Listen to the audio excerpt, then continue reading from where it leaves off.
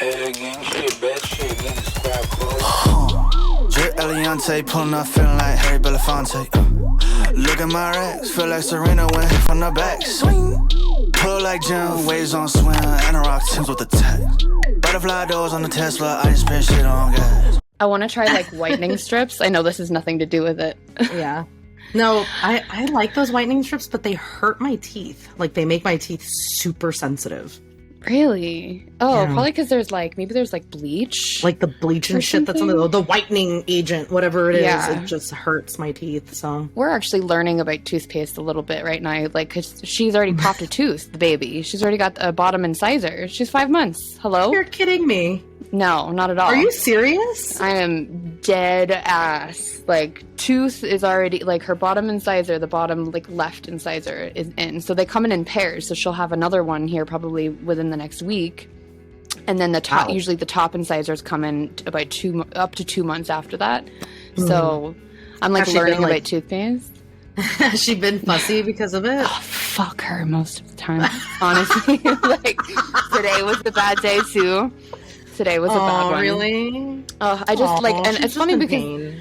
it's so polarizing too, because I get so mad and I don't yell, you know, I'm not like yelling in my 5 months old face, but I'm like, what is it? Like, what do you, like, I will do anything in this world for you. Like, just give me a signal, because I'm doing all the tricks and nothing's working. And then it's like, she'll smile and I'm like, well, fuck. You just keep doing what you're doing. She's cute. Anyways. The actual first episode of the Bad Brew podcast is here after a run-in with some technical difficulties following our first recording. This is really, really the one. It's time. And the toothpaste segment will be probably a recurring topic that I'll talk about. At least every intro, I'm talking about toothpaste, I feel like. All right. And you guys baby are- teeth, I guess. Yeah. No fluoride. Apparently don't do... no, I think that's backwards. I think Oh yeah, you're it's supposed to do fluoride. fluoride. That's why they put I fluoride already in fucked it up. You have plenty of time to get it right. They put fluoride in the top water so that it's like good for your teeth or whatever. Got it. Okay, so it's not... Okay, well, whatever. I guess my researching is coming up short. But welcome to the Bad Brew podcast. I'm Tay. And John Day. And let's just start by literally tearing into each other and asking some really deep and personal questions. I've got a few for you. My intention is to trigger you, offend you, make you cry. I'm just kidding. I'm like, I do all those things anyway. I'm triggered already. Shit. Well, I know the listeners won't know any of these things about you, but there are some things that I don't know about you too. So, John Day, who the fuck are you? Locked in, they don't wanna let me get out. Let me get out. I'ma put you on a bitch, you gotta sit out. I am John Day. John Day is what I am. I don't know. Yeah. I'm gonna just explain about myself a little bit. Oh, that wasn't a question. Oh, was it? I was like, that's a really fucking open-ended question, dude. Like, wait, where do I begin? No, I have one. I'm Okay. like, oh. What's a key moment in your life that you believe if it didn't happen, literally everything would be different for you? I know this sounds so stupid, but had I not seen the music video for I'm Not Okay, I Promise by My Chemical Romance when I was 11 years old, I definitely would not be the person that I am today. I love that. Oh my god, we should listen to that. Oh, we can't listen to anything, but it's playing in my head. It's playing in my head. Okay, okay. What did you want to be when you grew up, and is that still on your goal roster now? If not, what changed? I wanted to be a few different things when I was a kid. I remember wanting to be a scientist or a lawyer. Okay. And any specific science or law, or just that title somewhere in there? I just thought those were cool. I liked science when I was little. I mean, I still like science. I'm just bad at math. But I still like science. And I don't know. Sometimes I feel like it'd be chill to be a lawyer, but the reason I don't go back to school in general is because I'm already in massive amounts of student loan debt. So beautiful. I don't really want to add more debt to my name. So I'm stuck with a worthless bachelor's degree in English, you know? I mean, I'm sure you hear this all the time, but you could be a teacher. I could be a teacher, but then I'd be more susceptible to being murdered in my workspace than I am I guess currently. bonus question. If you were a teacher, would you carry a gun? I mean, I own a gun now for home defense, but I don't know. I don't think you're allowed to bring guns on the campus. I mean, I think it's prohibited. I'm pretty sure it is. I feel like at this point, if a teacher's got a gun in the drawer, that terrifies me. Thinking about like my kid like in class and there's literally like a gun in the room, a loaded weapon in the room. Yeah. Oh my god, that freaks me out. But then it also like scares me even more. Like I saw this video today, right? I think it was a high school. It was either a high school. It kind of looked more college-y to me, but I can never tell with the schools over here. And this guy is walking down the hallway. It's an empty hallway, and this guy runs up behind him, and it kind of just looks like he jumps on him or whatever. Lo and behold, he has a knife, though, and it just turns into this whole wrestling thing. I don't think that the guy was injured. He's definitely, like, alive and, like, okay. He might have, like, some cuts on his hand from when he grabbed the blade. But, like, what? I don't know any context behind it, but as far as I'm concerned, like, that was, what? Excuse me? Like... Yeah. With the knife in school? That fucking freaks me out. But I also, like, can't homeschool her because I'm stupid, so... I mean, you're not stupid. And even if you did homeschool her, I'm pretty sure she still has to, like, show up somewhere and get the course material. Yeah. Even when you are homeschooled, I'm pretty sure you have to still, like, check in somewhere a couple times a week or something like that.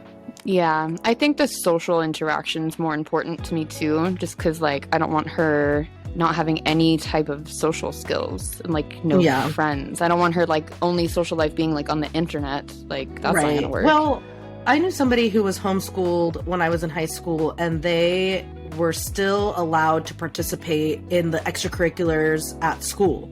So like even though they weren't like a full-time student who went to classes like the rest of us, they still could be on the baseball team. They still could be like, you know, part of the extra stuff. So they still had the option of, you know, being social with kids their age. Yeah. But just insofar as like clubs and like sports and stuff like that. Gotcha. Well, is being a scientist or why did I forget the other one? A lawyer. I just love to argue, and I feel like being a lawyer would be like really good for the fact that I love to argue. You would make an amazing lawyer. I would go to every one of your shows and like sit in a little pew with my snacks. I don't know what they're called. Trials. Trials? I'd be your biggest fan. I'd buy your merch, your lawyer merch. Cool, my merch booth is set up right outside the courtroom. Oh my god, I could help you run it. I could edit your lawyer content videos, whatever you do. But yeah, I don't know. I guess I decided not to be those things when I grew up and realized that nothing matters. Yeah, I mean, basically. I find myself like opting out of a lot of societal norms just because I feel like this world is just unfair and ugly and doesn't meet my expectations of her. So 100% I just choose not to agree. I only have a job now. Yeah, I only have a job because I have fucking bills that need to be paid. But if I didn't have to work, I definitely wouldn't. I just chill at home and work on my writing or my painting or whatever, my guitar writing and songwriting and all that. You know what? I have a bonus question. This isn't even on the list, but Wednesday watches the show. I'm not going to say what the show is just because I don't really like want to like support who runs the show, if that makes sense. You know what I'm saying? Sure. But I let her watch it because she likes it, and I'm sorry, when she's fucking screaming, she can watch whatever she wants. So anyway, she likes this one particular show, and it's kind of like a community, and everybody's got like a different role. And as far as I've seen on some of the episodes that I've sat with her with, there's no form of like currency. So in my mind, I'm like, okay, so she does this thing, she makes things, that's her contribution to their mini society. This one like does the gardening or whatever the fuck, and that's her contribution, right? And like, how cool so it's would like that very be? Communist. Yeah. Is that what you would call that? That sounds like such an ugly word. I'm so scared of that word. Does that make me a communist? No. So socialism and communism are both very similar to one another. Also, I would imagine that you have not read the Communist Manifesto by Marx and Engels. No.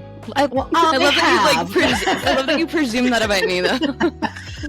Well, I have. I read it in high school, and on paper, communism is actually a really beautiful thing. It's exactly what you're describing. It's people coming together and working together for the greater good, which is the good for all people equally, right? Yeah. However, and so the reason why you think the word communist or communism is bad is because of how communism has played out in the real world every time a government has succumbed to communism. So in the Communist Manifesto, they kind of explain how things are supposed to happen. Like the people take control of the government, they come into power, and there's supposed to be a leader that helps them do this.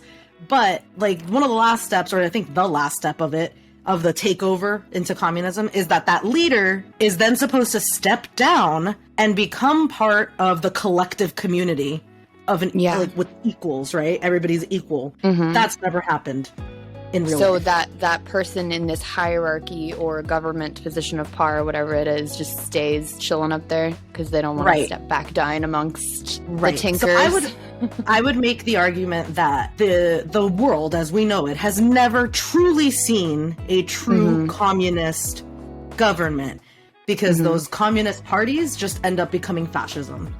Got you. Okay. Well, in my like fantasy of this place existing, which would literally all come down to people's like skill set, and obviously there's like, if you dig like way deep into that, then you have like parents that are teaching their kids to do something or make something and they have no interest in it and it's not their passion, and then it becomes all messy. But let's just say that my world exists for a week and everyone can fucking shut up about it and just chill for a week and just trade skills, right?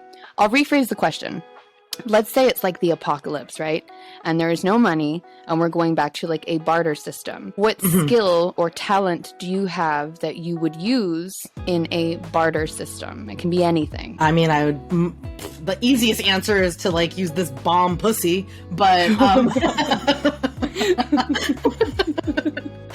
like that's like the easiest thing I could do probably. If I'm not gonna do sex work, then I guess I don't know. I guess I could teach. Okay. I have a lot of knowledge about English and history and stuff like that. You're patient too. I find you very patient.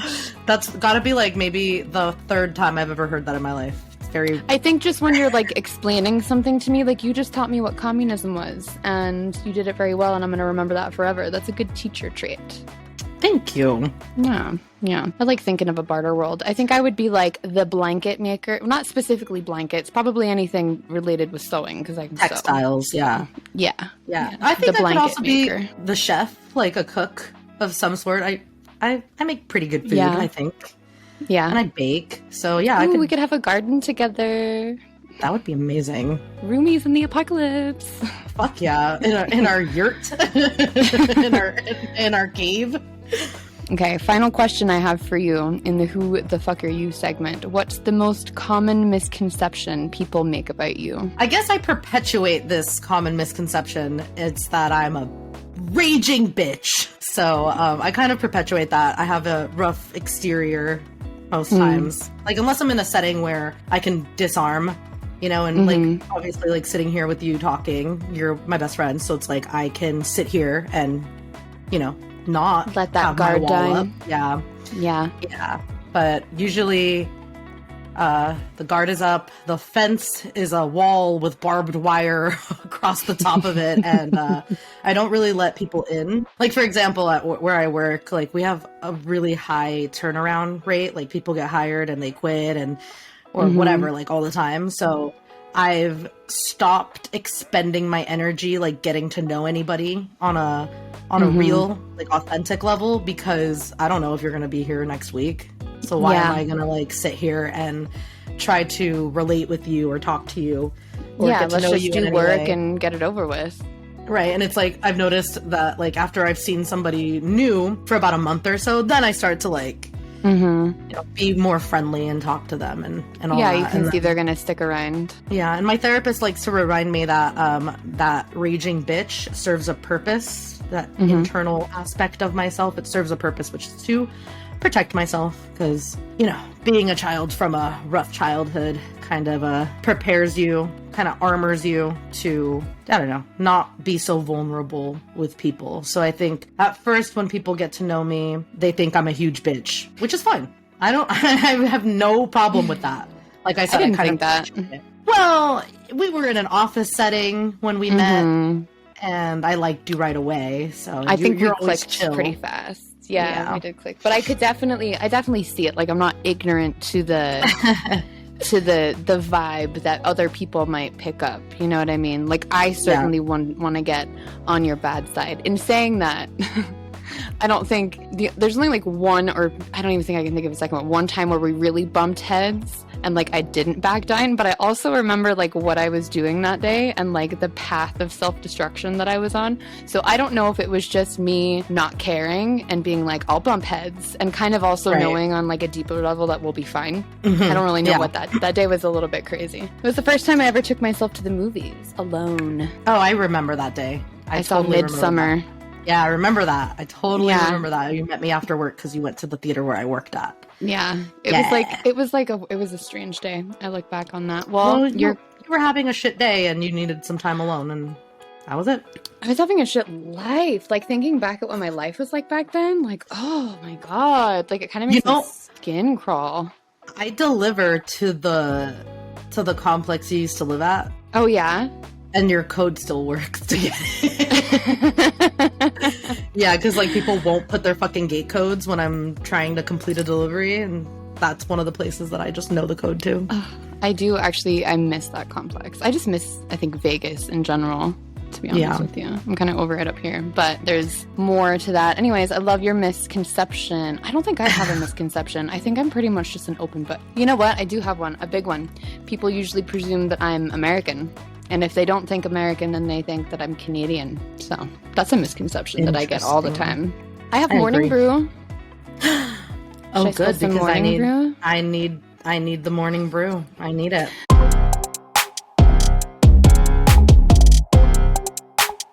They're a little light. They're a little bit lighter than the last ones. There's definitely no Elmo doll. And I hate that, like, anyone who will listen to this will be like, what the fuck are you talking about? What is the Elmo thing?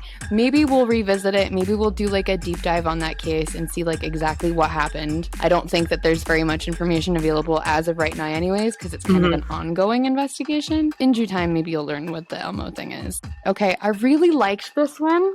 And I kind of ended up feeling a bit bad that I liked it as much as I did. Woman charged with sending bee swarm on deputies at eviction. It's exactly what it fucking sounds like.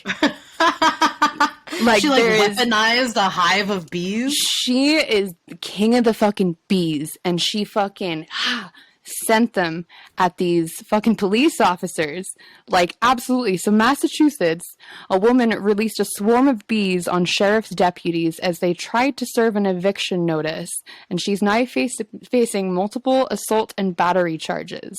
Okay. She pleaded not guilty. I think it was the week before last, and was released without bail. She and other protesters maintained that they were trying to prevent a wrongful eviction. The homeowner brought evidence of a bankruptcy stay to court the next day, at which point everything should have been stopped, quote. So basically what happened was these deputies turned up and they were met with protesters when they went to the home the morning of October 12th. And the bee woman who lives there arrived in an SUV towing a trailer carrying beehives and started shaking them, breaking the cover off one and causing hundreds of bees to swarm out and initially sting one deputy, according to the report.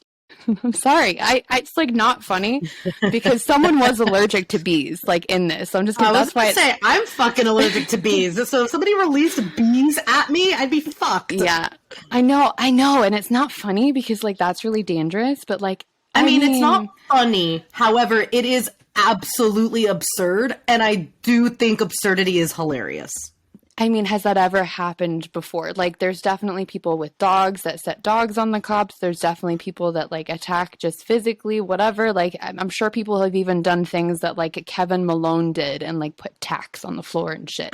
But to set bees, like your bees. Anyway, so she breaks this lid off. Hundreds of bees swarm out, initially sting one deputy. She had her beekeeper suit on to protect herself, but was eventually handcuffed. But not before several more sheriff's department employees were stung, including 3 that were allergic to bees. Yikes. That's scary. Yeah. I mean, they're fine. Everybody's fine. Nobody Died. Nothing was fatal. No, nothing was fatal. I just thought I couldn't believe that. I was like, no, I saw that headline. I was like, no way. Absolutely insane. I'm gonna sick my bees on you. Well, since that's some like witchcraft right there. That's like some fucking forest witch shit, and I'm here for it. I want to see someone do it with frogs. Oh, I don't. Fucking frogs are so gross. Oh my god, you don't like frogs? Have you ever like been around a lot of frogs? I guess no. Maybe I haven't even seen a frog in real life.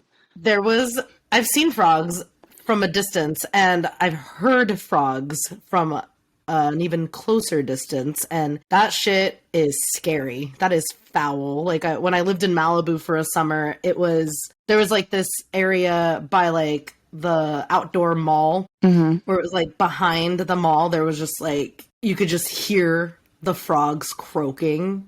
And there were so many of them. That sound was jarring, to say the least. It was just unsettling. Yeah, maybe I've never even heard one. I guess I have no frog experience.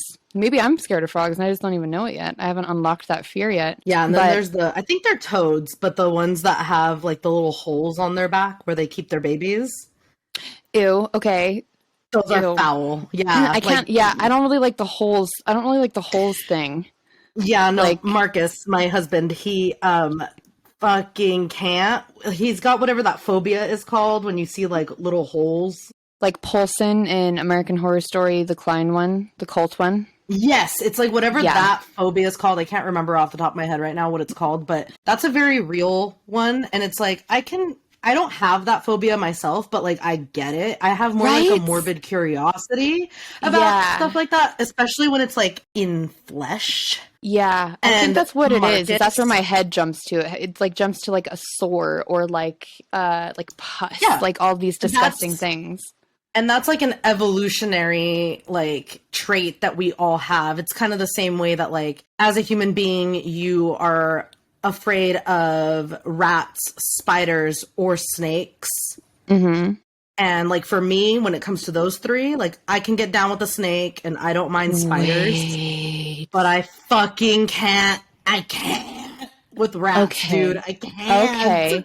I knew it. Okay. I didn't even know that this was like a scientific fact. I have always had a theory. First off, I have a color theory. A color and shape theory. I'm not going to get into that because it's actual lunacy. It doesn't really, maybe it does make sense. Maybe I'm like low key a genius because I didn't know. You're high key a genius, but okay. I didn't know this spider, snake, rat thing was a thing, right? So I've always said, right, I'm rambling because I'm excited because I've been right about this for all this time. I have an actual phobia of spiders. I can't deal with them. I can't look at them. I cannot deal with them at all. It's really bad. If I see one, I'm getting better just because I don't want Wednesday, that's my kid, I don't want her to see me scared of something and then her become scared of it too. And like create a phobia in her. Exactly. Yeah. But honestly, it feels like my bones turn liquid. I feel like I'm about to have a seizure. I could throw up. Like it's disgusting my reaction when I see a spider. It's absolutely unnecessary. But and you're chill with rats and snakes? I'll kiss a snake. I'll kiss a rat. I love them both. I think they're both so cute. I love them. Oh yeah. I'd stick my tongue in that. I'm just kidding. They're so cute. You're gonna make me throw up. No, I love rats. Oh my god. They are. No. Yeah. I actually think spiders are cool. Okay, well, we're not talking about that. Well, obviously, like, if something is deadly, like Black Widow, Brown Recluse, like those, we cannot. We just don't have to say the names. Like, we can just kill them. We kill those. But if I see other kinds of spiders, like, I will just put them on a piece of paper and walk them outside. Like, I can't. God, I can't think about this. I can't even talk about it. However, like when I lived in New York City, bitch, I had no idea that the rat problem in New York City was as bad as it is. And holy shit, like, I think I'm tough. Oh, I think I'm a tough bitch. Dude, anytime, I don't even give a fuck who I was with. While I was around maybe classmates or people that I wanted to think I was cool or whatever. Bitch, if I saw a fucking rat on the subway platform, I was shrieking, screaming, jumping up on the benches, like screaming my head off, bloody murder. Like, fuck rats, dude. New York is wild for them. You're never more than 4 feet away from a rat when you're in New York. From like a rat the size of a fucking cat. And like, yeah. You know what it is? I've realized I just can't.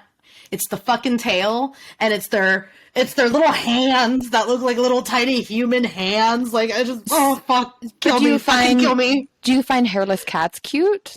Yes, I do. Me too. I want one so bad. But it's interesting that it doesn't cross over. It must be something to do with the nose too, like the pointy. Let's get off the phobias though, because I'm really scared you're gonna bring up spiders again, and I can't. I will. No, I'm not. I'm not bringing up spiders again. However, I do just want to say that, like, I think that my fear of rats, which is the same fear of like the holes in flesh, it's disease. Oh, fair.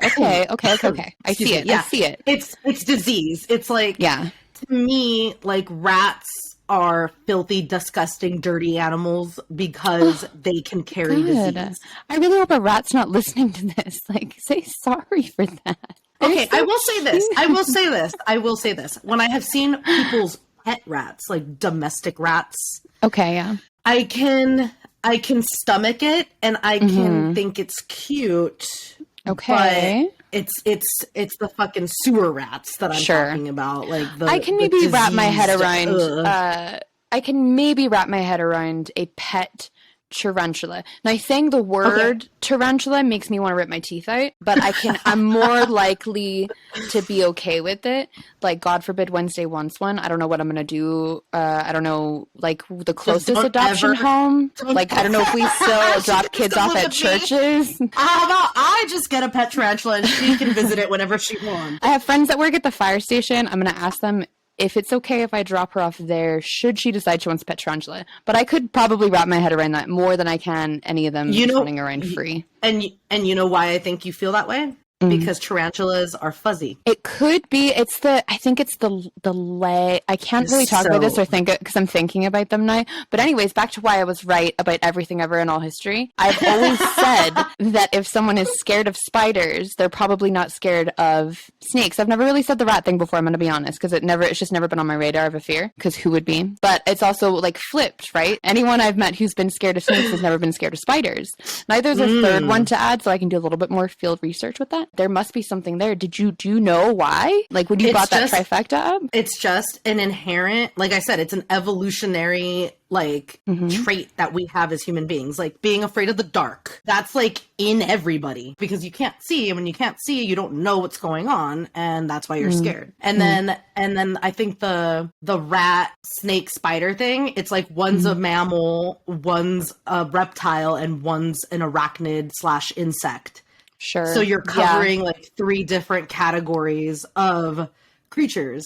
All of them, like I said, are just like this inherent fear that we have as humans because it's to keep us safe. Yeah. So it's like, I would argue that it's probably like in our DNA to be afraid of holes in flesh, because like you said, it's like sore disease, or like disease, right? Rats, spider, snakes, because a spider or a snake, depending on what it is venomous, so it's like it'll fucking kill you. Yeah. And then the rats carry disease, so that can fucking kill you. True. So, the spider thing is so intense for me. I was born in Australia, so maybe where spiders are literally the size of a fucking football. Yeah, like that country is ran by its fucking spiders, right? I can't even talk about spiders anymore. Maybe we should consider.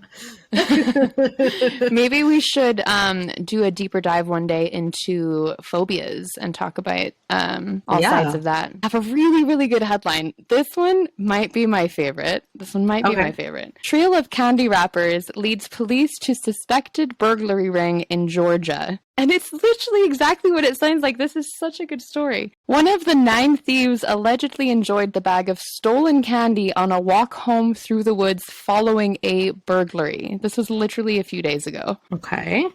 Couldn't wait for Halloween to get free candy, but all right. Georgia police arrested 9 people accused of burglarizing multiple homes and cars in the area after following a trail of discarded Milky Way, not sponsored, candy wrappers directly to one accused burglar's mobile home. The fucking breadcrumb trail you've literally left. Like, if fucking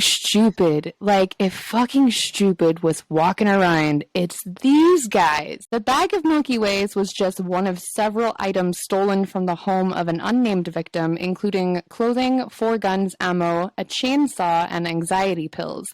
You took the meds? I mean, come on. Somebody needs those. Somebody literally needs them more than ever. They just came home and their whole fucking place is robbed. More than ever. Yeah. Oh, are you kidding? Sometimes I think about like home invasion stuff sometimes, and oh my god, it lives in my head forever. But not even like yeah, no shit.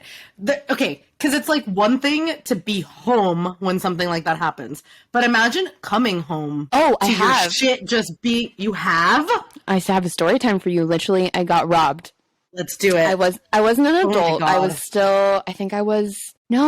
was really young. So I was like maybe 12. Because my brother was about 6 and he was really into his video games. He had an Xbox, he had a shit ton of games, we had 2 hamsters. That's not really it. I just remember it. I'm just like picturing the heist, right? So we had 2 his room was right next to my room. Mm-hmm. And he had his fucking Xbox in there, his games. They had like a little bunk bed. His room was so cute. All his shit, his Legos, whatever. My room was like purple and pink, just tits, like always styling. My room's always been dope. And then like kind of down the hallway, it was a small house, but it was tall, like they all are over there. Then Mum's room, then the bathroom. And I remember this house did not have a shower. It only had a bath, which drove me it drove me insane. Anyway, so we went to Ischia. We went to Italy. Calabria, and we were gone for probably maybe a week and a half or so, and we came home and there was very clear dirty footsteps, like something out of a fucking cartoon. Footsteps that went all through the house. So there was some marijuana missing, and then upstairs you could literally follow these fucking footsteps. You could see the dirt. I don't know how much dirt you could have possibly had on your shoes to make it last like something literally out of like a cartoon. It was crazy. They led into my brother's room. Of course, his all his video games and all that shit was gone. He was so bummed. Like he was so, because that shit wasn't cheap. Like it's not cheap, but for somebody 6 years old, that must be like devastating. Yeah, because that was like his favorite. Like, oh, I feel so bad. And then anyways, so they go into his room, and then you see the steps fucking skip my room and go into Mum's room, right? And she had some stuff missing. I'm not going to say exactly what it was because it's a little inappropriate. But I think we're all adults here. You can probably figure it out. You know what I'm saying? Like sponsored by Adam and Eve, right? Some adult themed things were missing. Yeah. And her game console was stolen. Let's put it that way. And it was devastating for her. But yeah, I think that sort of thing is just so violating. Like the space that you, it felt so gross. Yeah. It felt really gross. I feel like it's happened another time. Oh, okay. It has happened another time before, but not really quite the same thing. Maybe I'll tell that story another time. But anyways, turns out this house that was robbed, this is just speculation, right? But we were trying to put the pieces together as to who did it because the house was not torn up. They knew exactly where everything was, right? So kind of by process of elimination, you're like, it's somebody that's even I know. Grosser. Oh my God. Somebody that I know. More upsetting. Yeah. So the fact that my room was skipped, who the fuck do you think knew the person? Okay. I mean, I don't know. I don't know for sure. You're like, who is it? Is it you? No, it was me the whole time. Ew. Wait, that's so fucked up when you think about what was stolen. Ew. That's gross. But yeah, I can't even imagine. I mean, I've never had anything like that happen in my life. However, like my own father would like to take my things when I was a kid. So that's the only kind of similar instance of the feeling of violation and like disrespect, you know? Yeah, it is gross. It was just as gross the second time, but that's a story time for another time. I have our final headline for Mourning Brew, and I figured we would finish off this segment with one that's going to make you really fucking mad. So I'm excited to do that. Are you ready? I'm always ready to be upset and mad. The glasses that Jeffrey Dahmer wore in prison go on sale for $150,000 fucking dollars. Wow. Yeah. And what's more is the person that gross. is, it gets way worse. It gets way worse. There's an online store that specializes in murder paraphernalia and is hoping to capitalize on the sudden burst of interest in the murderer by putting his glasses that he wore in prison up for sale. The sudden interest part really makes my skin crawl. Just it's because actually Netflix released a series, Yeah, and there's even a quote in this article, and I've seen a few things about this. I guess Jeffrey's father, I guess nobody, right? I wouldn't call Jeffrey's father this, but the victims have spoken out. Families of the victims have spoken out and said that nobody ever asked them. Netflix never asked them if they could do that, never asked them how they felt about doing any of this. I have a quote here actually from one of the sisters of the victims, and she was talking specifically about the Netflix show that came out. She said, "When I saw some of the show, it bothered me, especially when I saw myself. When I saw my name come across the screen and this lady saying verbatim exactly what I said, it brought back all the emotions I was feeling back then. I was never contacted about the show.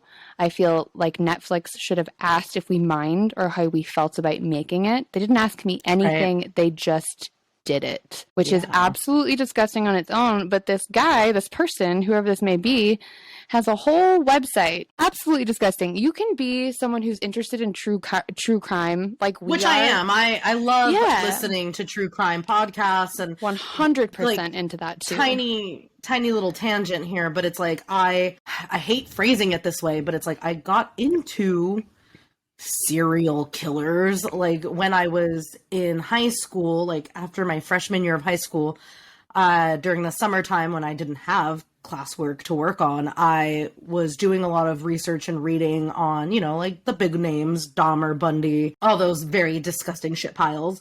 But Dahmer's stuff was like, his case is like, that was the most fascinating to me because of the cannibalism aspect of it all. Yeah. But I would never say like, oh, I love Jeffrey Dahmer, or like, oh, like, you know what I mean? Yeah. Like, that's not, I'm fascinated. A difference it's a morbid curiosity. Exactly. Yes. And there's a huge difference between being fascinated by something disgusting and it's disgusting versus romanticizing it. And I'm sure you've seen all the memes and stuff lately online of people like dressing like Dahmer, or like even Bundy, like when the Zac Efron Bundy one came out, it's like everybody was talking about Bundy again, and it's like these people, it's so frustrating too, because then you have these girls that were like even when they were like first arrested, there's like letters upon letters upon letters of literal love letters from women that are like lusting after these guys. There's a certain word for that. Yeah, I can't remember what it is right now. I've heard it on some of the true crime podcasts that I've listened to. When someone likes serial, or not even just serial killers, but it's like people in prison. It's called like bxtch. Yeah, that's what it is. That's so, it's like fucked up. And I feel like that's like the crossing of the line. Like, obviously you're an individual. You can do whatever you fucking want to do with your life. But just know that if you're one of these hybrilific, whatever, I forgot the fucking word. I just looked it up. Hybristophilia. Why am I so dumb? Anyways, I judge you, hybristophiliacs. I judge you for it. I also judge you for my stupidity because I'm so fucking irritated by it right now. Look at this. Magazine. Jeffrey Dahmer magazine. Prison magazine. One magazine, $225 fucking dollars. Pay $225 fucking dollars to get a life. Look at this. Absolutely insane. Some of the shit is sold out too. Like, imagine paying that much for some shit. Like, no, absolutely disgusting. And it frustrates me too that they cast these arguably kind of objectively hot guys to play these roles. I mean, and then are fucking surprised when people romanticize. Right. I mean, I've always been really into Evan Peters. Oh my god! I think that man is beautiful. Smash 100%. But smash, dude. He's not on my list. That up. However, yeah, no, you're right. It's like the casting of these arguably conventionally attractive people in these roles for these gross murderers. Because like Dahmer and Bundy, none of them are handsome. None of these fucking assholes. Like, have you seen Richard Ramirez? That motherfucker is scary looking. Did you know that his breath smelled so bad? He Yes, had that. I did. He had something going on. Halitosis. Yeah, and it made his breath stink like actual like dirty Death. butthole. Yeah. Yeah. And you know what really I've watched all of these last interviews, right? I've watched all, like, I'm fascinated again, just like you with true crime. Would I go anywhere near them? No. Would I like have a fan Do I want to page for have them? a baby? No. Not at all. Not at all. But it's like an interest between like a path that I would have gone down should I not be as into like fashion and shit that I am. And I really considered actually doing this recently, is like forensic psychology or criminal psychology. Very interested in that kind of thing. It is. And then as well, like the law is fucking interesting. It's just like cool to know that shit. So that's kind of where the interest in true crime, plus I am a morbid ass bitch. Like I can't even lie about that. I'm fucking morbid. I'm a morbid ass bitch too, dude. So I get it. It's like, you know, I think that the fascination, especially when I was young and like fascinated by it all, is more like And it's more like understanding that these people don't have something I don't have that makes them capable of these acts. In fact, it's the opposite. They are lacking. They're lacking something, which is empathy. Yeah. You know, and it's that's, like that's what makes it so interesting, is that conversation of like, you're a monster. I think we've talked about this before. People dehumanizing serial killers, murderers, like all that stuff by saying you're not a monster. You're not. You're a person. They're people, and they did these things. And this is what people can be capable of. They're all capable of it. I'm capable of it. You're capable of it. So it comes down to figuring out like what can be done or how to deal with things, and then also how to like what to do after, you know what I mean? Like, I think that for any of these guys to have gotten these fucking love letters that they were sent, what are you guys fucking doing at the jail? Like, why are you, because I know you're reading this shit. I know there's probably like a right that's like maybe there's like some kind of law or like you have the right to your mail or some shit. I don't really know what it is. But the mail gets reviewed before it gets submitted to them. So I know that they're reviewing it. So why are these murderers and serial killers getting fucking love letters? Like, why are they allowed to do that? Like, why are they allowed to read these things and see the support?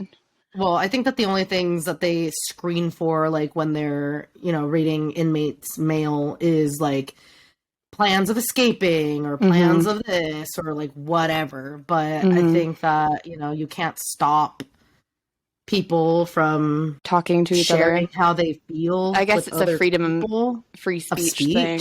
Yeah. I know that I had a friend in prison. He's kind of like a stepbrother. And apparently, I don't know, like, I don't really remember. Like, for some reason, there's just, like, weird parts of, like, me trying to remember things in the past. Like, there's blocks.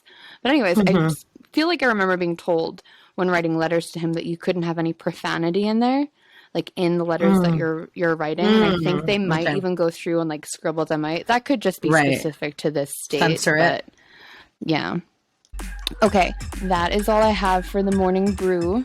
Cool. Okay, well, we can move on to the main topic, disappointing celebs. I have quite a few, so I think what I actually might do is trim this down a little bit, because I didn't realize that we both fucking talk so much. And literally, we're through the intro and like the soft Mourning Brew segment, and we're literally like an hour in already. Whatever. It'll just be a really long episode. If people listen to us while they're driving, they can just put us on pause until they're listening to us while they're doing chores. Whatever. There will be a pop quiz later, and if you pass, prize. I'm just kidding. I'm poor. No prizes. No prizes. No prizes. The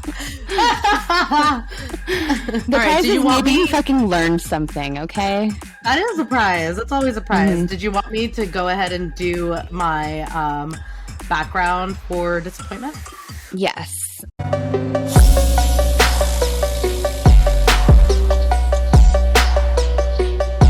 I have you right there. I wish you could see this. I have in little quotations, Jande topic analysis. I wrote that because I couldn't figure out what to call it, and I thought that sounded the smartest.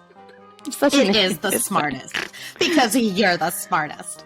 You're not an idiot. Stop saying that. Anyway, okay, so I'm just going to go ahead and read through my notes, and you can interject and stop me at any point.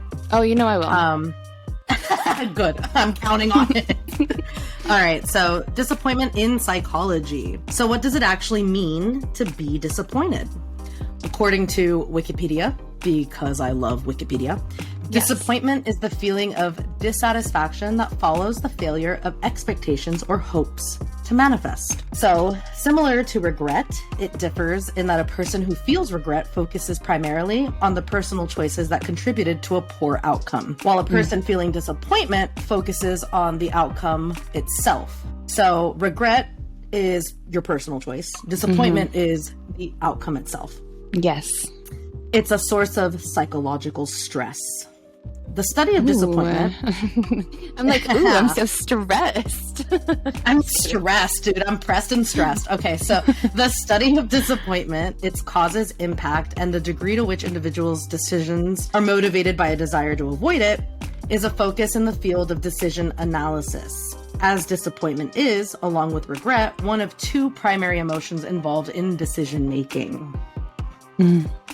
So that's a little bit on the psychology of disappointment.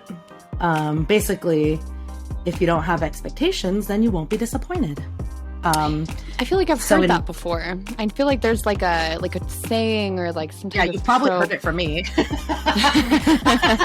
I've been disappointment and I have been friends for a very long time in my life, and I definitely came up with that solution for myself a long time ago. But it's in gotta philosophy, be involuntary. Yeah, at this point for me, it is. It's just like trauma response. Yeah. So in philosophy, I love you too. Disappointment is a subjective response related to anticipated rewards. Disappointment recovery time depends on the intensity of the disappointment, as well as the person experiencing the disappointment. For some, it can take a few minutes, while for others, the same disappointment can last a few days. Disappointment theory, which was pioneered in the mid-1980s by David E. Bell, with further development by Graham Looms and Robert Sugden, revolves around the notion that people contemplating risks are disappointed when the outcome of the risk is not evaluated as positively as the expected outcome. So again, like I said, if you reduce your expectations, you reduce your disappointment. I feel like I will never, ever do that, though. I feel like if I'm being really, really real, like I can be dark and broody, and I totally agree with that. Never fucking cut your expectations high. I'll never be disappointed. Bitch, my expectations are through the roof, and my disappointment is just chilling right next to it, ready to drop at any point. Like, I just can't change that at this point. It's hard. I know. Yeah, it's... Especially now that we're so old, it's gonna be hard for us to change our ways. But no, like for example, like I just had my 30th birthday about a month ago, and every year on my birthday, I try to tell myself that I don't expect anything because I am never ever satisfied with the amount of, not even like presents or anything like that, but just like I don't ever feel good on my birthday.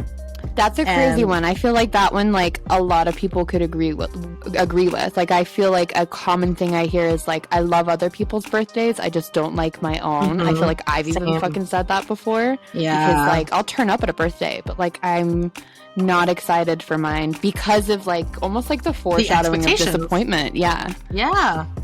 And so like every year, no matter what happens, I end up crying myself to sleep on my birthday. So stop. Did you for this most recent one? Yeah. Oh man. But that's what I mean. I don't even know that it's like I mean, I got like a nice steak dinner bought for me. I had some, like my husband bought me flowers, like all kinds of stuff, but it's just like at the end of the day, it's not really like the stuff thing though, right? Like I feel like, you know, like I feel like the same thing. Like I feel like it doesn't have to be the present thing. Like I like to fuck around and pretend that I'm super superficial just because it's like funny, but if anything that's a front because I'm not at all. Like really it's the smallest things that matter more, and that hurts to me more than like anything, you know what I mean? So like, you know, the presents are nice, but it's just like that other thing.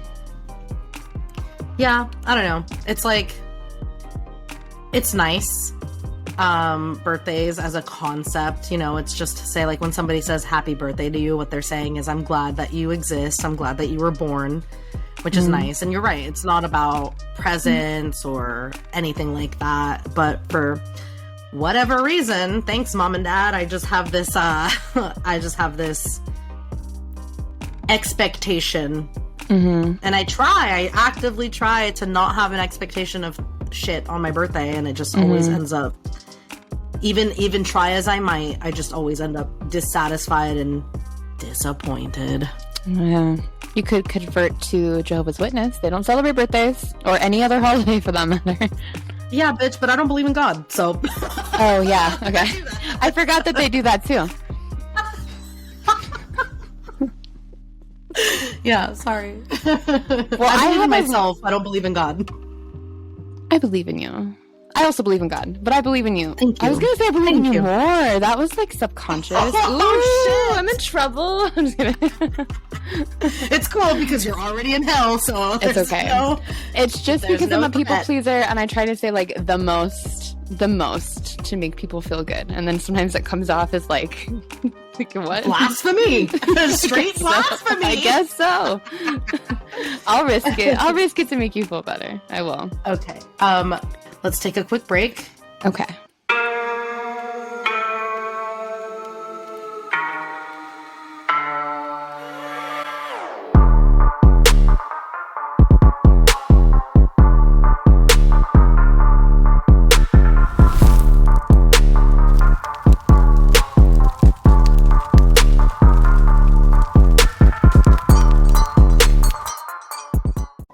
You'd think that I didn't go to theater school, which I guess I didn't finish, but does that really count? Like, I put that shit on my CV. Like, I went to performing arts school, bitch. Like, I got yelled at a couple times because, like, I find it really difficult to, attendance is my thing.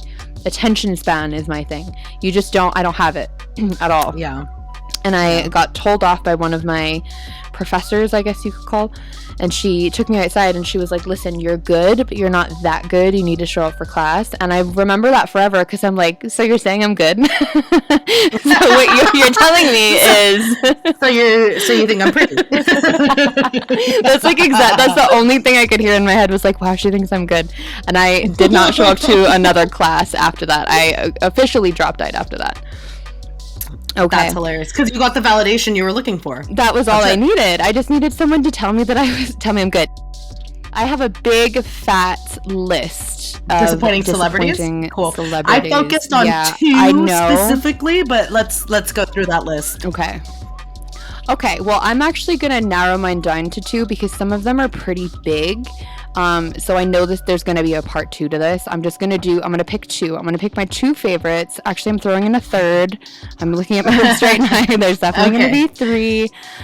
Okay, I have picked... Damn, that one was a good one. Okay, I'm just going to start with my favorite. And I kind of use that word straight. I don't really know a different word because this is one of those things where it's like separation of art and artist.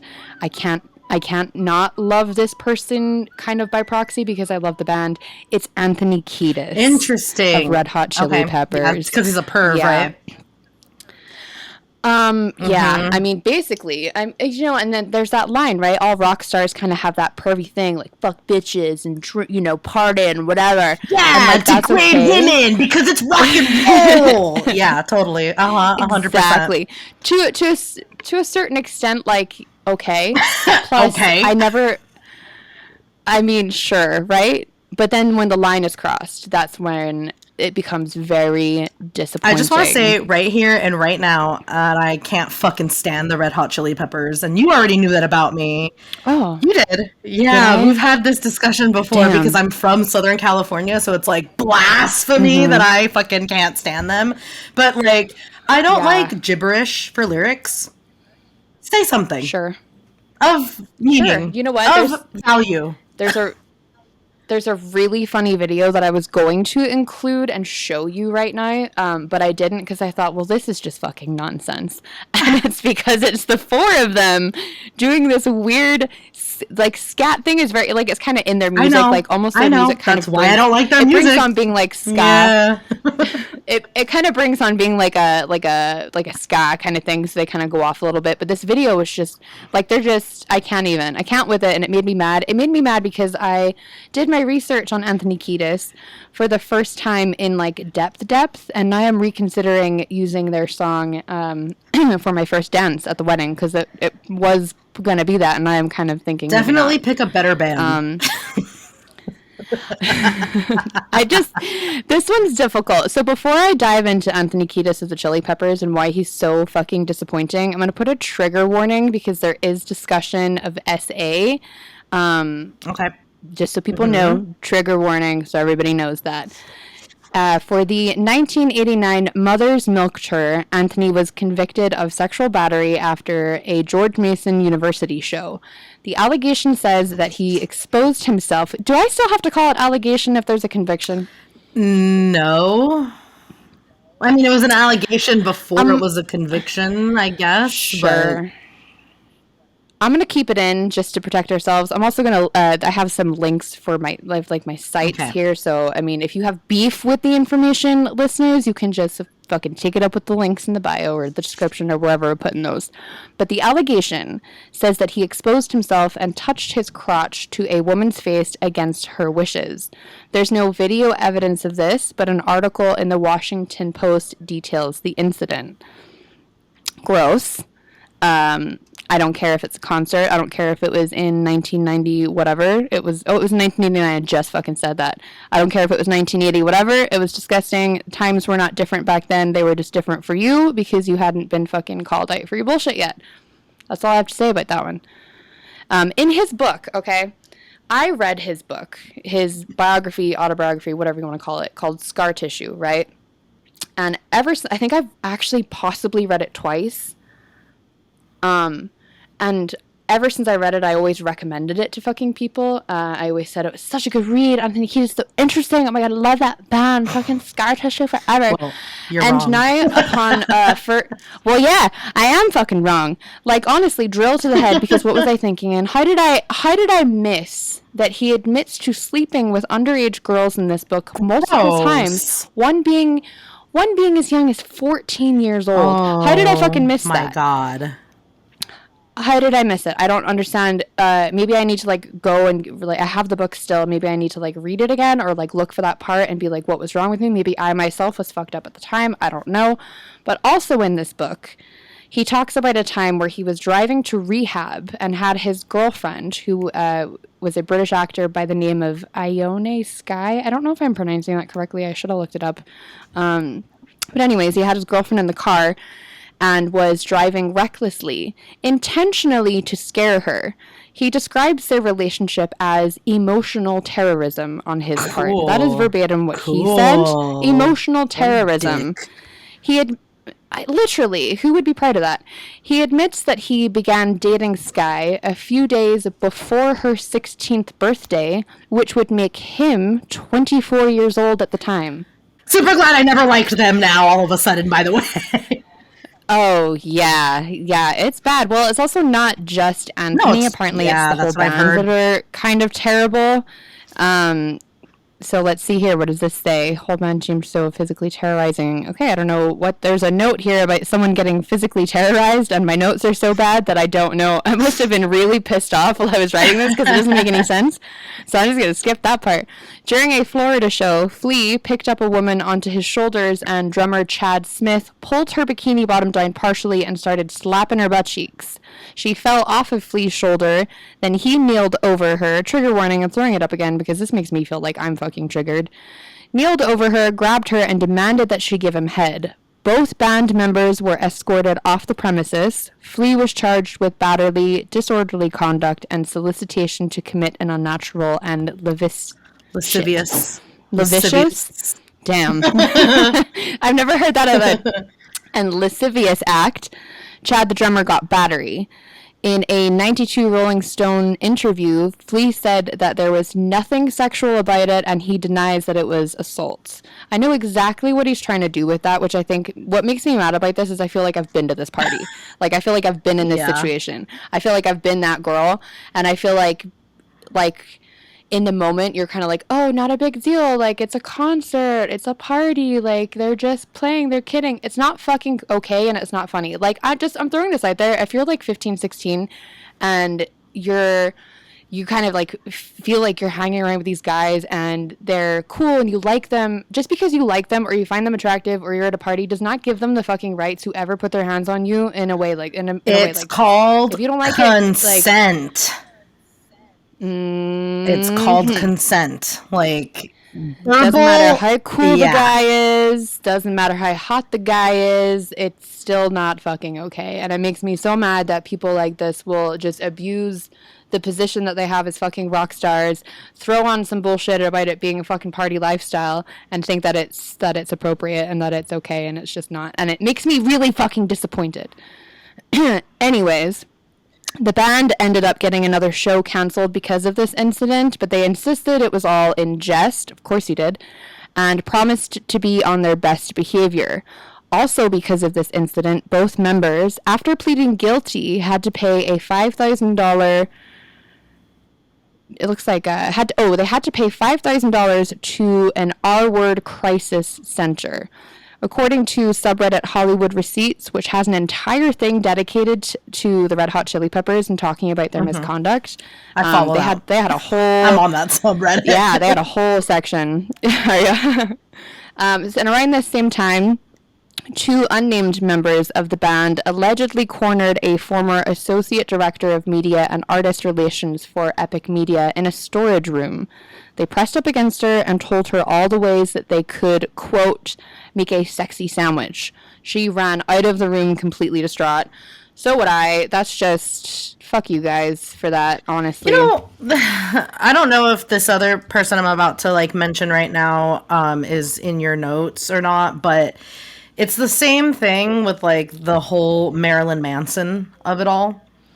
For me, in my opinion, it's like, there are already women who would willingly do whatever freaky shit you want to do, but that's not what it's about for these sexual predators. What they want, and that's what makes it scary. It's like there are already women out there who want to participate in sexual acts with you, but that's not what you want. No, what you want is to coerce somebody into it. And that is the devious, disgusting, disappointing part of it. Yeah. You know, it's so sad. I feel like I'm having deja vu. And probably the fact of the matter is because this is such a, like, continuous conversation. Like, I feel like, but I really feel like we've had this conversation in this setting. I'm just having, like, weird deja vu. But it is something that is, like, it's just, it feels like it's only coming up, like, this past couple of years where it's, like, people are only learning what consent is. Like, are you aware of who Keemstar is, or Jake Paul? I've heard that name, yeah. I know that he's problematic as fuck, but yeah. So there was an allegation that came out that he forced a girl to give him head, right? She came out with this whole story, super fucking sad, traumatizing story, right? This guy Keemstar, he's basically like a drama channel, it's like a drama channel. That's what I'll call him. A tea spiller of the fucking internet, as you may. But he always has these really, really fucking bad takes, specifically when there's women involved. Because women aren't people. And he basically couldn't understand how you cannot suck a dick on purpose, was basically what he was saying. He was like, how is that even possible? Like, why didn't you just bite it off? And this guy this guy doesn't understand how that's the same as saying, like, to R-word victims, like, why didn't you just close your legs? Like, it's not about physically not doing something, it's about, like, actually consenting to. Like, there's a lot of times where women are put in these positions where they're almost expected to say yes, because what could happen if they say no? The fucking, the boat. Why can't I think of what he says, what Dennis says all the time? The implications The implication. Thank you. Damn. I literally was just rewatching some Sunny right before we got on this call, by the way. I'm like, the boat, the guy, Dennis. It's what the did he say? implication. The implication. And that's like exactly what the fucking point is. And it just boggles my mind that so many people, there's so many men just can't fucking understand that. Anyways, that was my disappointment in Red Hot Chili Peppers, specifically Anthony Kiedis. Well, I was always disappointed in Red Hot Chili Peppers because I can't stand their music. I still really love their music. I do. Like, I used to really enjoy Michael Jackson's music, but then when I grew up and realized that he's a fucking pedophile, I can't with the Michael Jackson stuff. I mean, no, thank you. Yeah, I can't with because I just think of that most recent piece that was done where the victims were speaking very the HBO docu-series. I think it was a 2-parter. Yeah, that one was. Mm-hmm. There's one specific recollection or whatever that a victim is talking about, and it's like all I can see when I hear Michael or think about Michael, and it really turns me off. And that one's easy for me. I can cut him out. I can do the artist and the art is gone with that one. Yeah. Because the thing too, like, and I hate to say this, right? I really hate to say this because I hate to put fake shit out there. There's enough real bad shit that we don't need to have any like speculation on possible bad shit. But it makes you fucking wonder with these guys, the Chili Peppers, and this is just a little bit of a tangent. It makes you fucking wonder what we haven't heard. Yeah, those are just the things that they were willing to admit in their fucking book and whatever else because they were caught because they were in trouble. Yeah. No, but it's just like the amount of things that we don't know about. It's like, fuck, I should have done this one for one of my 2 people that I selected. But like that guy, Danny Masterson, the dude that plays Hyde on that 70s show. Did you ever watch that 70s show? No. Oh, I grew up watching that show. It was like airing when I was a kid. So like, I love that show. And I had recently rewatched it like I want to say like maybe 2 years ago. It was on Netflix and I had rewatched it because I fucking love that show. And Hyde is probably one of my favorite characters on that show. And then it came out like after. Is he the glasses curly hair boy? Yes. The metalhead one of the group or whatever. Like, yeah. Yeah, he's like the best friend. Yeah. And apparently he's a fucking serial rapist. And he's a Scientologist. So. Oh my god, I'm just kidding. It's not. That's not I was just saying that because it's like in reference to how like the institution of Scientology has protected him, and we're probably going to be on a hit list now because I said Scientology. But oh my god. But yeah, no. I don't want to be in a hit list. Don't come at us, please. We have nothing. We're just kidding. It's all speculation. It's alleged. All of this is alleged. But yeah, apparently. Cut that. Yeah, but so that was a disappointing one for me because I fucking love that show and I love his character on that show, and it's sad. It's sad. Yeah. It's so disappointing, especially when you consider how Ashton Kutcher is a big time advocate for like sexual assault victims and rape victims, and he's gone in front of Congress and pled his case, and he like is part of a foundation that like goes out of its way to like help people after these horrible things happen to them. And it's like I didn't know that about him. And they were I think friends because they were like on another Netflix show together recently before these allegations came up about Danny Masterson.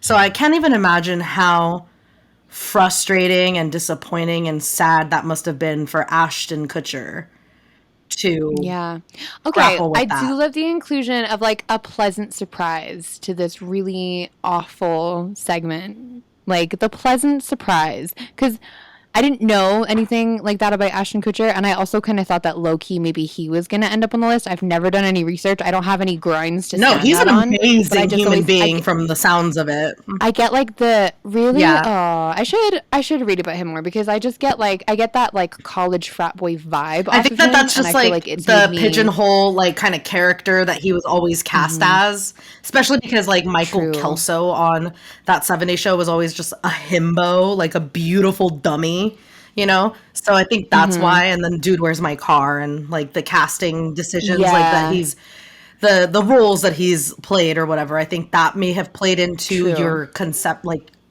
your like yeah. idea Well, and then of him. Punked too. Punked was like that kind of like annoying kid that was playing pranks on everybody. So maybe I just like felt like he was a fucking annoying frat boy, but maybe he's really not. And I'm sorry. You that know, I he's even married to thought that. I Mila take that Kunis back. now, right?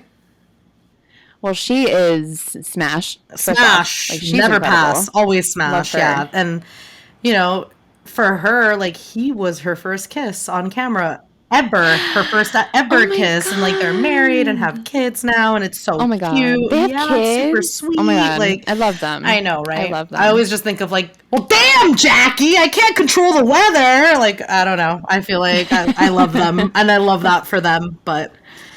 Yeah, I was excited when they got back together. I remember seeing that like somewhere on a headline, and I was like, "Oh, cute!" Like I liked them together. I always used to be. Okay, well, you give me. Go ahead. No, Oh. go ahead. I was just Go gonna say ahead. I always Used used to to be be so. gonna- I always used to be so jealous of Mila Kunis because she dated Macaulay Culkin, and that is the first God, crush. I know it's so bad to say so that. It's my first crazy. ever crush It's was so- Macaulay Culkin when I was 4 You know, years it's old. funny that you brought that up because I literally like I saw him come up on something today. I don't know if it was like a TikTok or something, but he was in it, and it was like his no, it wasn't. It was like something came up or whatever. It was like an interview with him and I want to say like Ellen or something. Anyways, it doesn't matter what the content was, but I saw it and I immediately thought of you. I was like, oh yeah, I forgot that she was really into this guy. With his Beavis and But Butthead then, nose, like- I love him. Yeah, I forgot. I forgot about that till literally today, and then you just brought it up. Well, you gave me a disappointing one kind of by accident there. Do you want me to pop off another one real quick? I have short ones. For sure. Yeah. Let's go. Okay. I have a quick one. I really wanted to include this one today, so I'm just going to throw this one in here. It's not like part of the... I'm so sorry. It's not part of the initial ones that I was going to do. Okay. But Olivia Wilde. Really? Interesting. Tell me Yeah. something I don't know, because I don't know anything about her other than like Okay. her weird divorce from Jason Sudeikis and the fact that she's now dating Harry Styles. That's all I know. Okay, so you don't know anything about the Don't Worry Darling drama? No, I don't. Oh, wow. I had to do so much research on this for my job. Okay. Olivia Wilde is directing this movie called Don't Worry Darling. I believe it's out right now. I kind of really want to see it, but it also has Florence Pugh, and it had Shia LaBeouf. Those were the leading couple, right? Shia, let me see if I can put this in like kind of bullet form, right? Shia basically quits. And then Harry Styles takes his place and he becomes the leading male for the film. Much better. Right? Then for no, I would do Shia over Harry. I just see Harry as a child though, because I remember him back but he's on like our X age. Factor. Like he's literally our age, Yeah. so he's not a child. I just think I like Shia. Anyways, okay.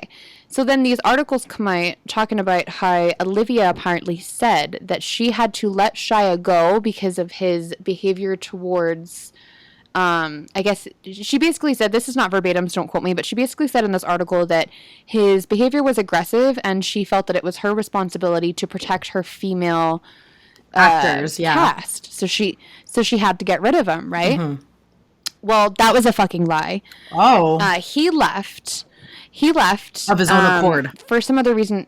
Yeah, I can't remember what the exact reason is, but there's fucking receipts of this. There's a video of Olivia Wilde. She sent him a video, like a video. She's driving her car, and literally in the video, she's like, Shia, Shia, Shia. Is there like any way that you would come back to the show? This might be like a reality check for Miss Flo. what can we do? I think this could be amazing, da da da da da, right? Mm-hmm. So it's like whatever if she said, it would be whatever if she was like, oh, Shia's just off, like whatever. Mm-hmm. But to lie and say that he was being aggressive or whatever is so fucking disappointing. He released all these receipts. Good for Shia him. did. He was like, you're not gonna fucking put like, this I have on all me. these receipts. Yeah. Yeah. He showed the email that he sent to her. He showed these like text messages back and forth and this video. Shia.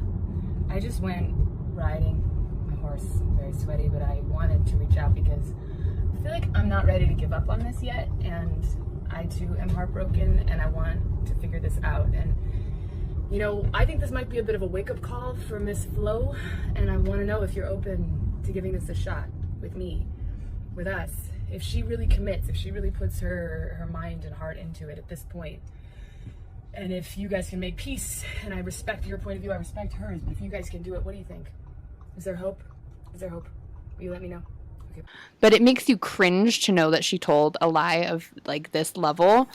Yeah, because the this, implication of her lie is that he is predatory and that he is like doing something wrong, when really like that isn't the case at all. So I could totally understand why he would feel the need to show the receipts. And when you have the receipts, like there's really no way around that.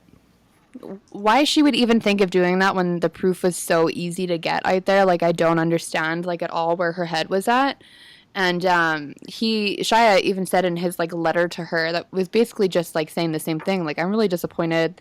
Like, I have a daughter, and right now I'm just like enjoying her figuring out how to smile and like the different forms of her laughter. Right. Just like this really genuine, like, what the fuck? And yeah, like you say, like the fucking implication for her to specifically say, like, I have to protect my female cast members. It's like, well, what are you saying? What do you mean? Like, my head goes to like a really dark place with that.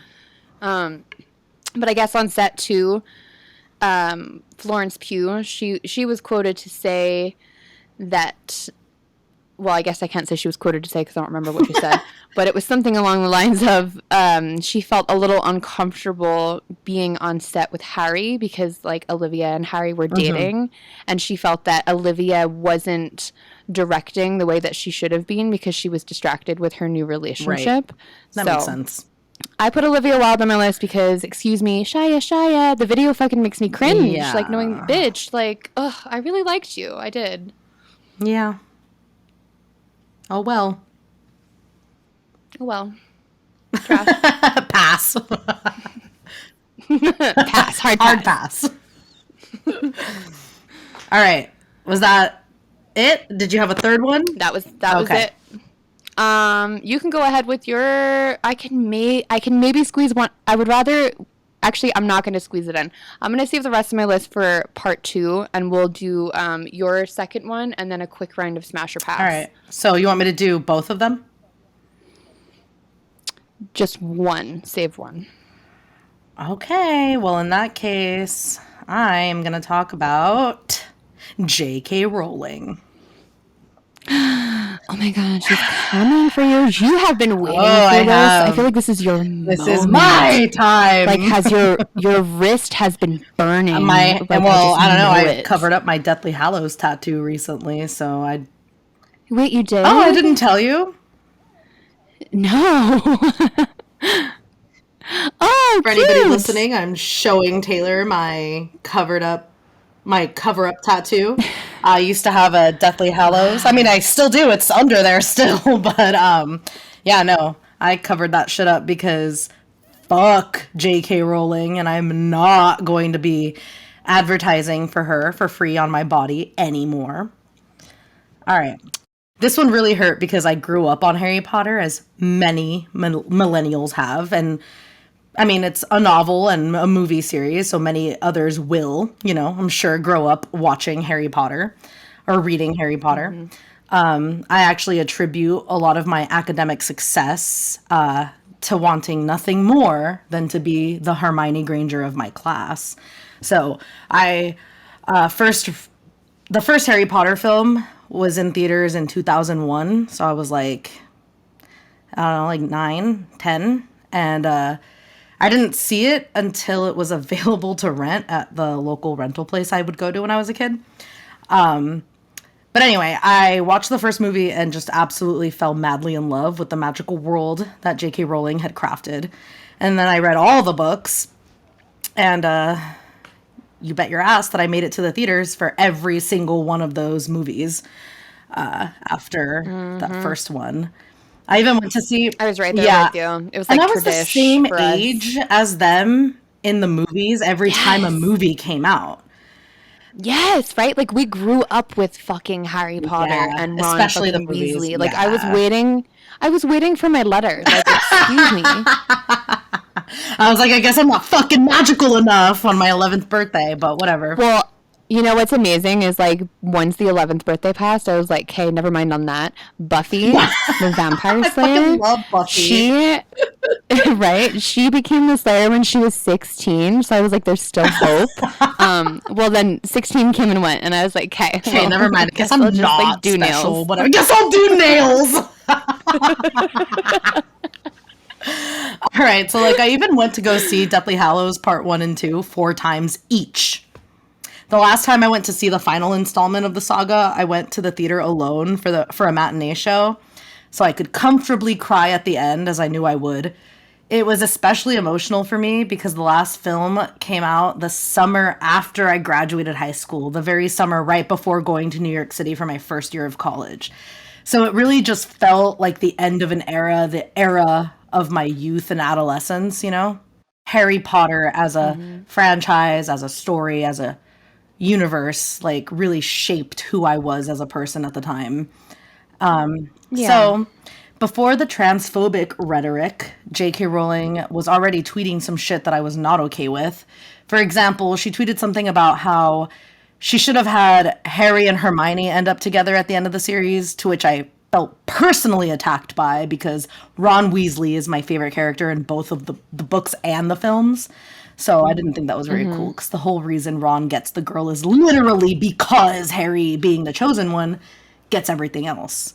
So what the fuck? Needless to say. I thought they would end up together. I really did. Like, that's just... But I also didn't read every single one, and I haven't even seen every single one. I think I stopped at the 4th, and that's not to say because I don't love it. It's just because, again, like, I can't... I have no follow through. Well, I have immense follow through when it comes to, like, TV and film. I watched, you know, like, Dexter to the end when it wasn't even good in the last, like, 2-3 seasons. But anyway, I was already very salty about J.K. Rowling's post-Harry Potter world, like, opinions. But then came the transphobia. Before I get into the article that I found, which does a great job of breaking down all the dumb shit Rowling has said, I just want to take this moment to say that I have identified as bisexual since I was 12 years old. So I may not be trans myself, but I am a member of the LGBT community. And I think it's incredibly important to be an ally to the trans community in particular, because even within the LGBT community, the trans community has been marginalized. I support all of you for being exactly who you are and for loving who you want to love. 100%. According to the Glamour.com article by Abby Gardner entitled A Complete Breakdown of the J.K. Rowling Transgender Comments Controversy, this whole ordeal began in June of 2020 when Rowling tweeted, "People who menstruate, I'm sure there used to be a word for those people. Someone help me out. Wumben, wimpund, wumud." This tweet was completely insensitive to the trans community at large. We know that we say people who menstruate or people who have a womb or even people who have a penis because there are people out there whose gender identity does not align with the sex organs with which they were born. So you don't say man or woman, right? Because somebody who owns a uterus and a vagina could very much identify as a man. And somebody who owns a penis and testicles can very much identify as a woman.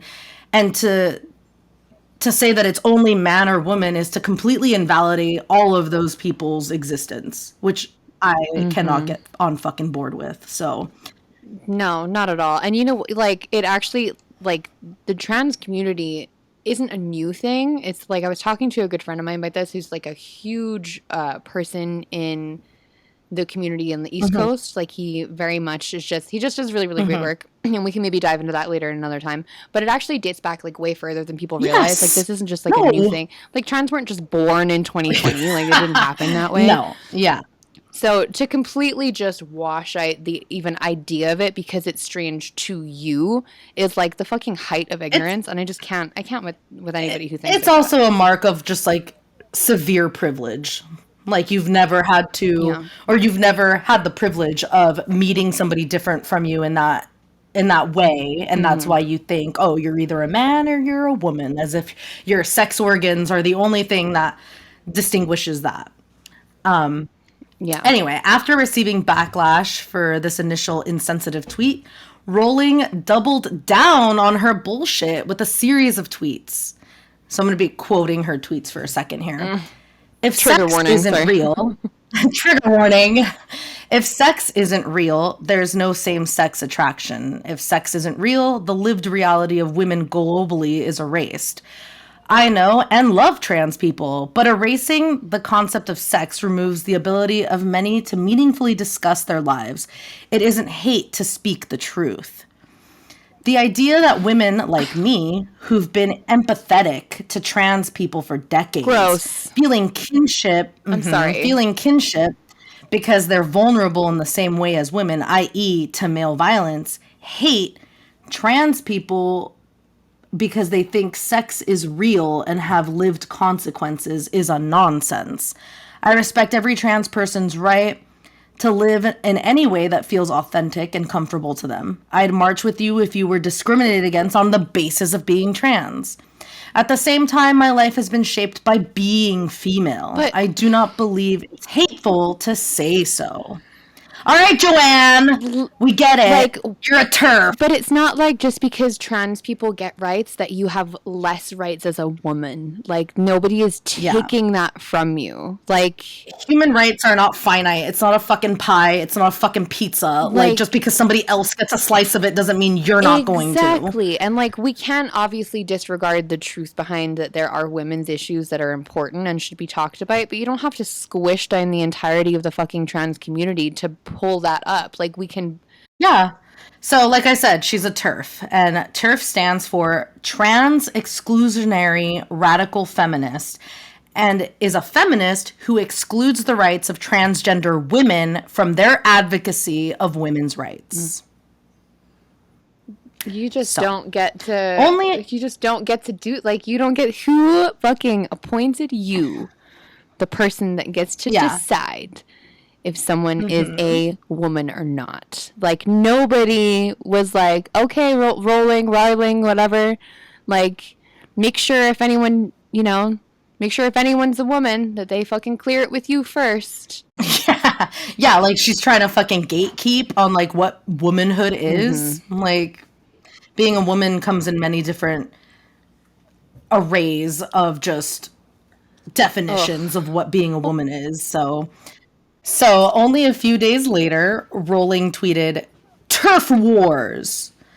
This isn't an easy piece to write for reasons that will shortly become clear, but I know it's time to explain myself on an issue surrounded by toxicity. I write this without any desire to add to that toxicity. For people who don't know, last December, I tweeted my support for Maya Forstater, a tax specialist who'd lost her job for what was deemed transphobic tweets. She took her case to an employment tribunal, asking the judge to rule on whether a philosophical belief that sex is determined by biology is protected in law. Judge Taylor ruled that it wasn't. Seems like a pretty half-ass explanation, if you ask me. So she basically was just saying, like, that her TERF mentality comes from the fact that she was trying to defend somebody who had made some transphobic tweets or whatever. But I don't know. I'm sorry. If you're fucking out there defending transphobic tweets, then, like, you're a fucking transphobe. Literally. Sorry. Like, and if you're trying to say that you're an advocate or an ally, why not actually platform and support people that have trans issues as opposed to people that are feeling consequences from transphobic remarks? Like, that's like you're kind of yelling about the wrong thing here. Yeah. Like, keep, put your energy into the place that it should be, instead of being like, see, well, she said it, and I agree with her, and even the judge said, yeah, like, oh, I'm just trying to back her up, but Please. like the person you're backing up, she's a transphobe. So yeah, where is your allegiance, really? yeah. I mean, it's showing. Anyway, itself. I'll end on this, that Daniel Radcliffe, who played Harry Potter, Emma Watson, who played Hermione Granger, Rupert Grint, who played Ron Weasley, and Bonnie Wright, who played Ginny Weasley, have all made public statements subsequently after the whole Rowling issue about how they themselves are allies to the trans communities. Good. So Good for them. See, I like the. all I have to say about I that. wouldn't call that surprising, but the pleasant surprise within these lists of disappointments it just makes me feel a little bit better. Yeah. Like, I know a little. I know that the actor that played Hagrid recently died, Yeah. but he actually, when all this happened, was in support of Rowling. Really? Oh my So- god! Bonus. So rest in peace. I mean, like bitch. bonus No, to the I'm just list, kidding. not like bonus behavior, because that's not good behavior. Yeah, no, not good. No. So I'm just Damn. really glad that Alan Rickman wasn't around anymore to see these hateful fucking tweets and ideology being spewed, because he really loved that he was part of the Harry Potter world. But regardless, J.K. Rowling is trash, and I covered up my tattoo because she's trash. Wow. That's it. I'm bummed on all of those, but there's definitely going to be a part 2 to this segment. For disappointing For celebrities? disappointing celebrities. I have about 5 more, right, I cool. think. But Okay, we cool. are getting close to my baby's bedtime, so I'm going to do a quick smash or pass. Let's do it. I'll also chime in with who I may or may not smash or pass. I'm so excited for this. Yeah, I love a good smash or pass. I'm excited to hear your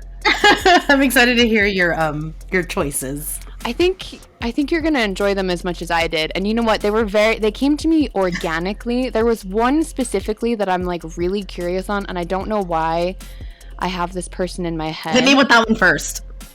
Okay, I'll lead you. No, actually, I'm not. It's Yeah. they're No? they're in the list. I'm not gonna give that one away. And I don't All know. right, I don't know all what right. my fascination with that one is. I think it could be low key because I might be into them. Yeah, so you just want to see if I agree. Basically, like, hey, what do you think Okay. about this? You know what I mean? Like maybe like that. Boom. Pass. Really? Timothy Chalamet? Yeah. Pass. Okay. Boom. Oh, Rita Ora? Pass. Okay. Good. Okay, you're gonna like this one. Boom. Orlando Bloom or Orlando Bloom as Legolas or just No, Legolas? No. Orlando Bloom as Legolas. Pass. Really? Orlando Bloom as Orlando Bloom? Fucking smash, Really? dude. Smash all day. But Yes. I don't like that blonde wig on He him. might have been my first crush. I said smash Orlando Bloom, pass on Legolas. Like Orlando Bloom in the fucking Pirates of the Caribbean movies, smash all day. Smash all day and all night. But that blonde wig does not do it for me. Boom. Alright, so Alan Rickman as Snape or just Alan Rickman? Because I would smash both. Gotcha. Yeah. But I would smash Alan Rickman as alive Alan Rickman, as corpse Alan Rickman, as Snape Alan Rickman. Like Nice. smash.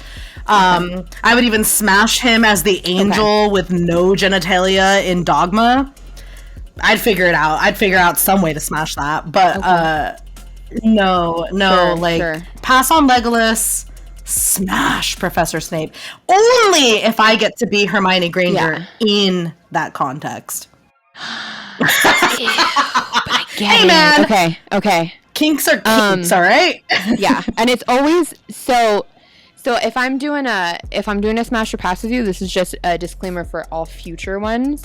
If it's the character I'm showing you, it's the character and not the Got it. performer, Okay, cool. So then, right? yeah, pass on Legolas, smash one. Snape for sure. Especially because Snape is like damaged and This one's the performer. pass. I would Boom. pass on Whoopi Goldberg. Okay, this is my one. Oh, this is the This one? is my one. This is my one. This is a smash for me. All right, I think I know your answer to this one, and I'm sure you're gonna know mine. Boom. Smash. Yes, 100%. All day, every day. Yeah.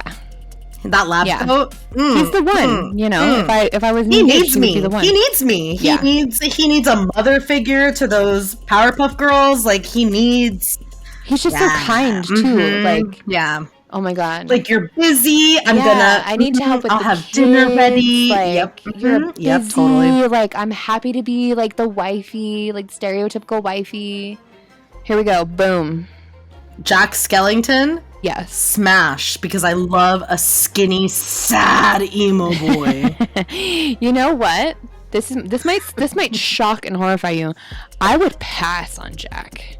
Really? Yeah. Smash, because I love a good bone, you know what I mean? I think the fact that he was so dismissive to Sally, way too into his own thing, a bit of a narcissist, a bit of a main character, there can't be two of us. You gotta go. Well, I'm not trying to fucking marry him. I'm just smashing and moving on. It's just smash or pass, right? Like, I just smash him. Boom. Who the fuck is this? I don't even know who this is. Jack Harlow? I have no idea who that is. Okay, well this Is he a singer?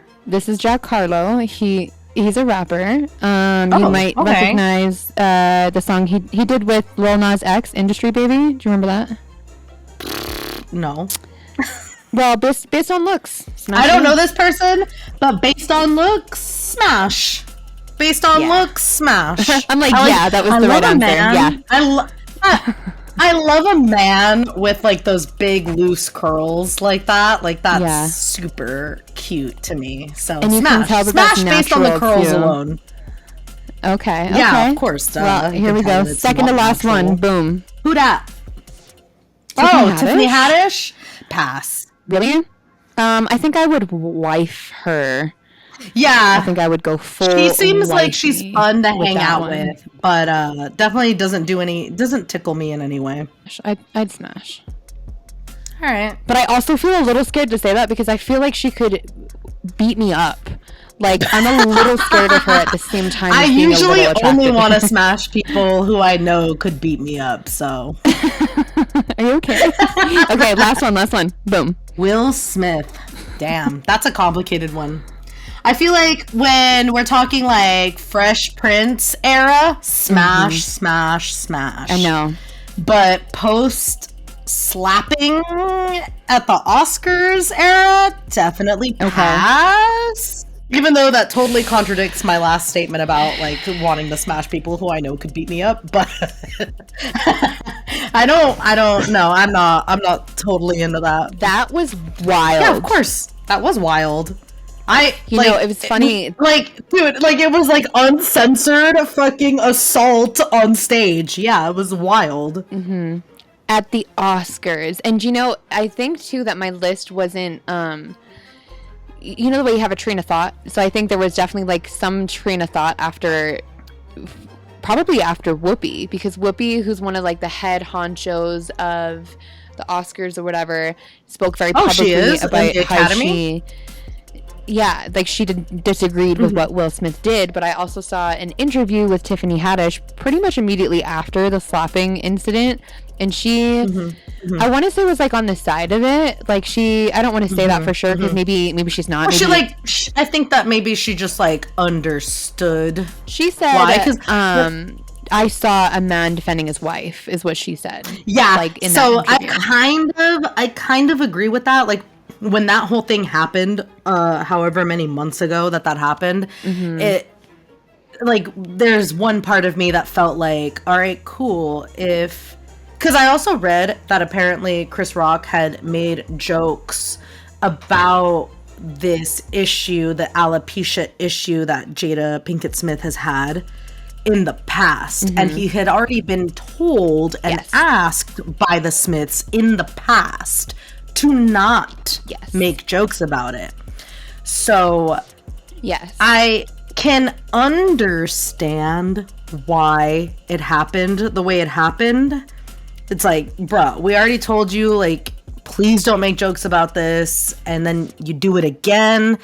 And I'm not gonna lie, I know this sounds pretty problematic coming from me, but it's like, if somebody disrespected me on a global scale, like on stage at the Oscars, I'd be pissed at my husband if he didn't go up there and do something about it. Do I agree with the way in which Will Smith handled that situation? Like, no, you shouldn't put your hands on other people like that. Sure, yeah. I mean, 100%. But at the same time, I think that people were trying to... Yeah, people, I mean, when this happened, like, I actually had to cover it for work, and there was so much conversation happening, and it got into the territory of, like, where I began questioning myself, because there was this kind of this conversation happening of, like, if you see what Will Smith did as something wrong, then you're racist. And anytime, and I don't know if this is for everybody, but maybe I just overthink so much. Anytime someone says something about something being racist, I immediately start picking apart everything I've said and done and trying to figure out, like, am I racist? Did I do, you know what I mean? Because you're a white woman, so rightly so, you are trying to distinguish. White guilt. Yeah, for sure. Totally, 100%. So I'm sitting there and I'm watching all of this coverage and I'm thinking, like, I feel like that's wrong, right? But then I also did did the research and saw both sides and how the alopecia conversation and how it had been a black woman's hair is so important to them. Yeah. So there was so many levels of this.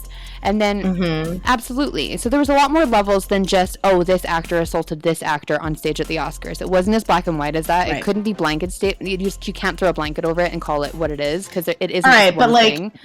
The reason why people were saying that it's racist, though, is because it's like, what about... So, like, Will Smith had to, like, pull out of the Academy, and, like, he's not a member or whatever anymore. But it's like, when Roman Polanski and Woody Allen have committed and have admitted to the violent sexual assault and rapes that they've committed. Like, there are some fucking Roman Polanski, like, quotes about this motherfucker, like, raping a child and saying that, oh, everybody just wishes that they could be with a little girl and blah, blah, blah, and you're just jealous because I get to do that. Like... shit like that. And it's like, those motherfuckers. So Roman Polanski, who lives in fucking France and can't be extradited to the US to answer for the fucking crimes that he's committed here. It's like, those people still get to walk away with their fucking Oscars and they still get to be a part of the fucking Academy. Yeah. No.